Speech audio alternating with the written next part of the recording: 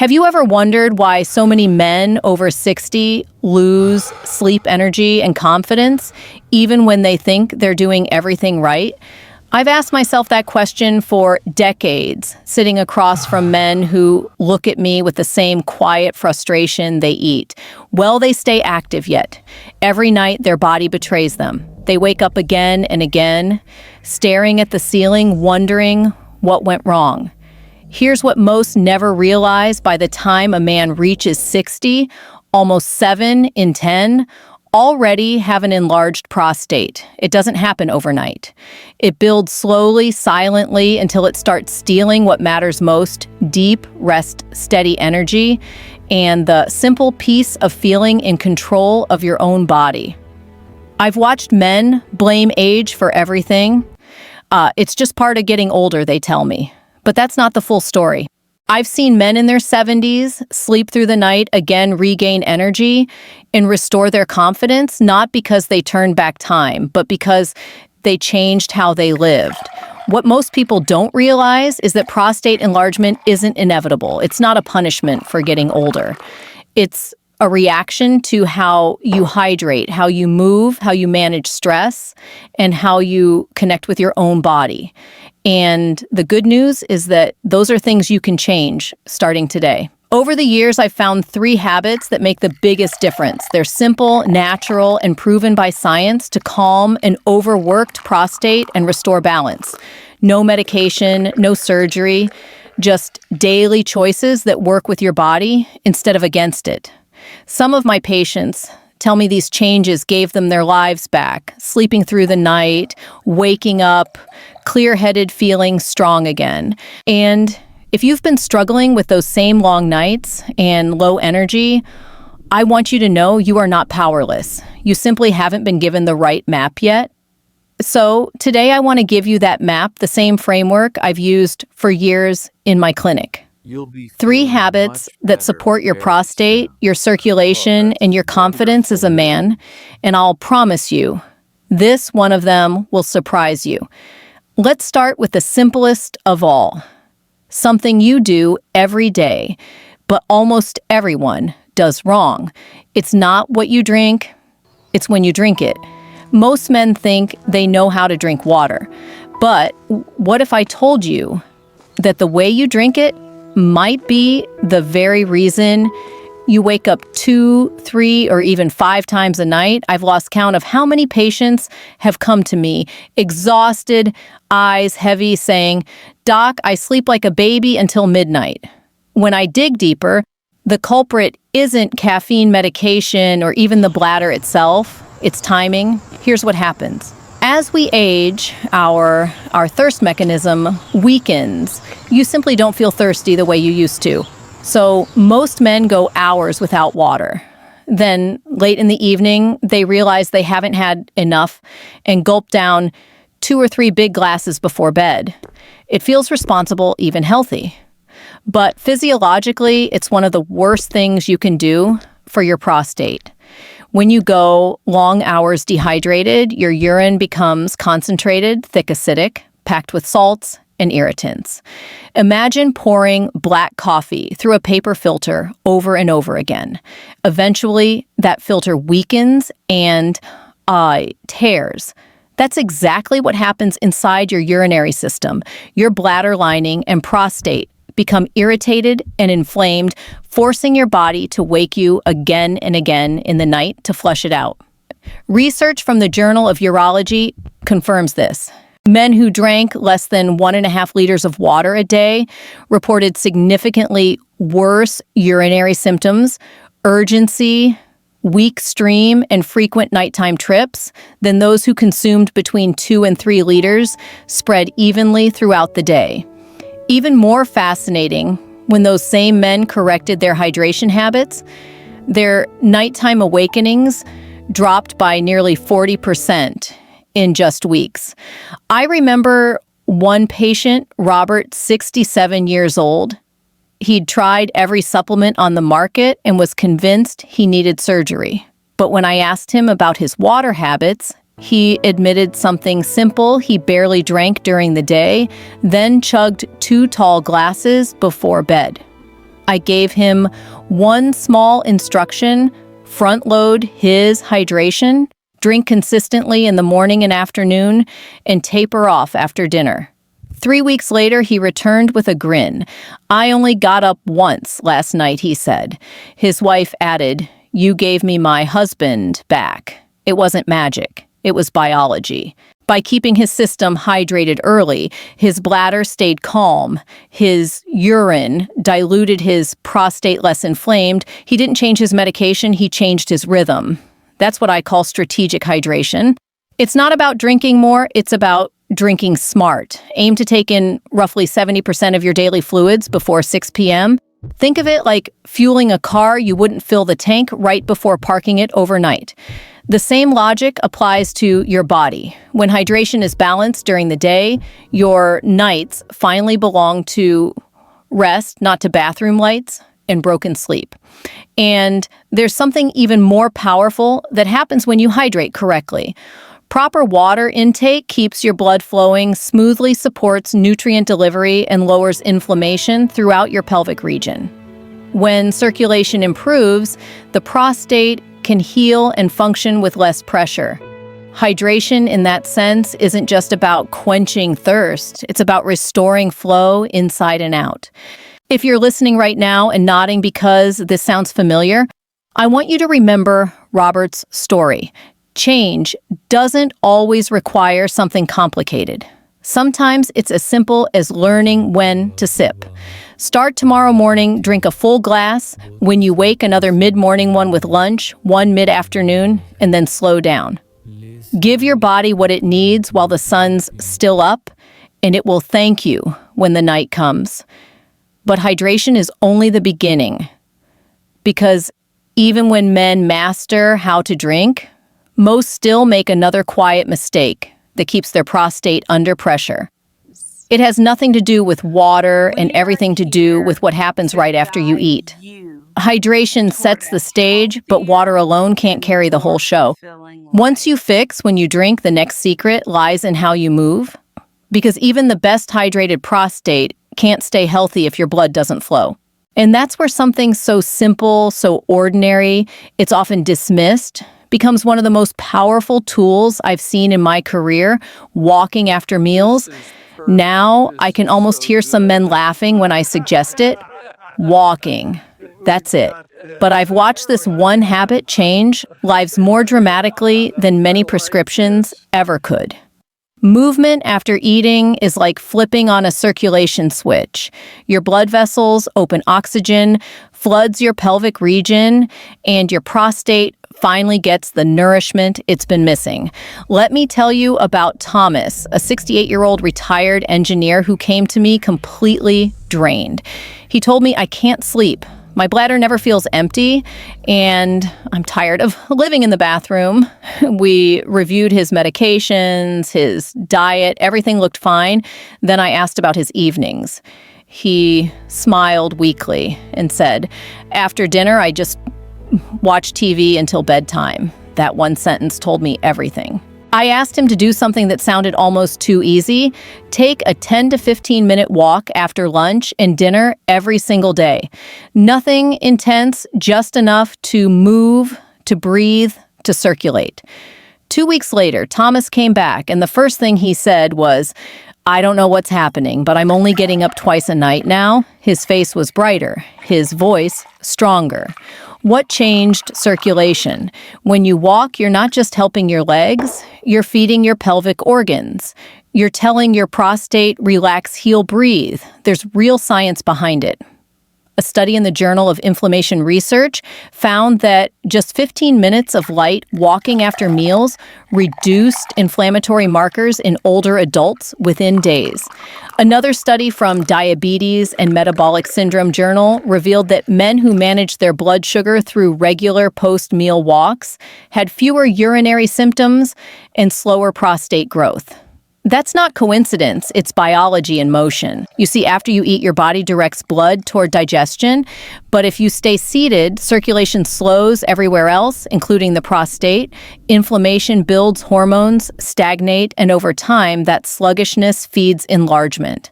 A simple walk redistributes the Energy keeps blood moving and lowers the pressure that builds up around the bladder. Think of it like this. If hydration is oil, for your engine, walking is the pump that keeps it moving. One without the other still leads to friction. Together they create smooth, effortless flow, and the benefits go far beyond your prostate. Walking after meals stabilizes your blood sugar supports, heart health eases, digestion, and even improves sleep. When you move, your body releases endorphins that relax the nervous system, reducing the tension that tightens the pelvic floor and irritates the bladder. I've seen it again and again: better circulation, calmer nights, sharper mornings. If you're wondering how to start, don't overthink it. You don't need fancy shoes or a gym membership.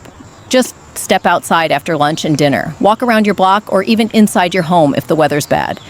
10 to 15 minutes, steady pace, nothing extreme. What matters is consistency. So tonight, when you finish dinner, don't sink into the couch. Take a short stroll instead. You'll help your blood sugar, your digestion, and your prostate all in one simple act. And if you try it, leave a mental note for yourself tomorrow morning. Ask, did I sleep deeper?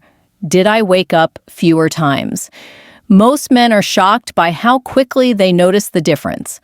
Hydration and walking together form the foundation of prostate health, fluid balance, and circulation. But there's one more factor that most men never expect. It's not about movement or water at all. It's about something far more intimate, something tied directly to hormones, mood, and connection. And understanding this final habit can completely redefine what it means to be a healthy man after 60. Hydration restores balance. Walking restores flow. But there's a third piece of this puzzle that most men never expect, and it's often the one that makes the biggest difference. It's not about what you drink or how you move. It's about connection, the kind that begins in the mind and extends all the way through your hormones, your circulation, and your confidence as a man. I'm talking about intimacy, not just sex, but the quality of your connection, how your body and emotions interact. Because what happens in the bedroom doesn't stay in the bedroom. It shapes your hormones, your stress levels, and yes, your prostate health. For years, men have been told one simple message: the more ejaculations, the better. And to a degree, there's truth to that. Harvard researchers followed more than 30,000 men for 2 decades and found that those who ejaculated around 21 times a month had a 33% lower risk of developing prostate cancer. That study made headlines, and understandably so. But what it didn't explain is that not all forms of sexual release are equal. Here's what I've seen in real life. Partnered intimacy, when connection, touch, and trust are part of the experience, lowers cortisol, boosts oxytocin, improves circulation to the pelvic floor, and relaxes the prostate. It's not just pleasure, it's therapy for your entire endocrine and vascular system. In contrast, frequent solo stimulation, especially when it's rushed or mechanical, can actually do the opposite, creating pelvic tension, irritation, and in some cases, inflammation around the prostate. I remember George, a 72-year-old widower who came to see me with worsening urinary symptoms, weak stream urgency, and fatigue. He told me he'd been alone for years, relying on self-stimulation because it helped him relax, but it didn't. His symptoms were getting worse.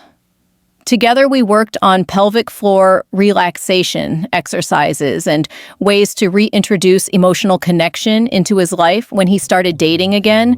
Within months, he told me something I'll never forget. "Doctor, I feel normal again." I didn't realize how much loneliness was affecting my body. That moment stayed with me. because it reminded me that the prostate doesn't live in isolation. It responds to the rhythm of your entire life. When intimacy includes emotional safety and genuine connection, your body releases a cascade of healing hormones. Blood flow improves, inflammation drops, and tension in the pelvic floor melts away. Science backs this up. A 2016 study published in BJU International found that older men who relied heavily on frequent masturbation without emotional connection were significantly more likely to report urinary discomfort and pelvic pain than men engaged in regular partnered intimacy. The conclusion was clear. The human body performs best when physical release is balanced with emotional connection. Think of it like nutrition. A balanced, shared meal nourishes every part of you, mind and body. A quick snack fills a gap but leaves you unsatisfied. Occasional snacks are fine, but a lifetime of living on snacks that leaves your system depleted. Intimacy works the same way. Now, I'm not suggesting that every man has to be in a relationship to stay healthy.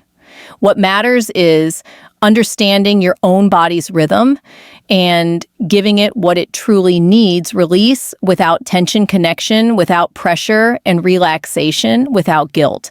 Whether that's through emotional closeness touch or simply learning to calm your pelvic muscles, the goal is balance. I've watched men regain their energy, their sleep, and their sense of self once they stopped treating intimacy as a mechanical act and started seeing it as part of their health, just like exercise or nutrition. When intimacy becomes quality instead of quantity, the entire body responds, circulation improves, stress hormones drop, and the prostate stays calmer, healthier, longer. Hydration, walking, intimacy. They're not three random habits. They're three systems working together, fluid flow and connection. When one is missing, the balance collapses, but when all three are aligned, you're not just improving prostate health, you're restoring your vitality as a man. And that's exactly what I want for every patient I meet, not just fewer bathroom trips, but a stronger, calmer, more confident version of themselves. Because protecting your prostate isn't just about avoiding disease, it's about reclaiming life itself. And as we bring everything together, I want to show you how these three simple habits form one powerful loop, a daily rhythm that shields your prostate, restores your sleep, and gives you back the strength and confidence you thought age had taken away. We've talked about a lot today, and I want to leave you with one simple truth. Your prostate may be small, but its influence on your daily life is enormous. The good news is you are not at the mercy of age. You have real control through the choices you make every single day. When you drink water the right way, you give your body balance. When you move after meals, you create flow and healing. And when you nurture true intimacy connection that calms the mind and the body, you restore harmony to your entire system. Together, these habits form a quiet rhythm of health hydration that soothes movement, that circulates connection, that restores. These aren't grand medical miracles. They're small practical shifts that rebuild strength from the inside out.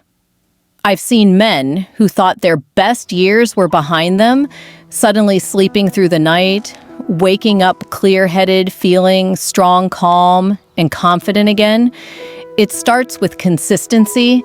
It starts with you. So tonight, take a moment to remind yourself of what you learned here. Pour that first glass of water in the morning, step outside after dinner, reconnect with what matters most. You don't need perfection, just presence. Each small step becomes proof that your health is still in your hands. And as a doctor who has watched hundreds of men transform their lives this way, I want you to remember something: aging is inevitable, but decline is optional. When you care for your prostate, you're not just protecting an organ, you're protecting your sleep, your energy, your confidence, and your peace of mind. If this message resonated with you, don't let it fade when the video ends. Save this video. Share it with someone who needs to hear it and subscribe to this channel. Every week I share new science-based insights to help men over 50 protect their hormones, improve circulation, and reclaim vitality naturally, safely, and effectively. And before you go, tell me. In the comments, which habit will you start first? Will it be smarter hydration, a short walk after dinner, or simply bringing more quality and connection into your intimate life? Your answer might inspire another man to take the first step too. Take care of your body, take care of your confidence, and remember the best years of your life aren't behind you, they're waiting just ahead.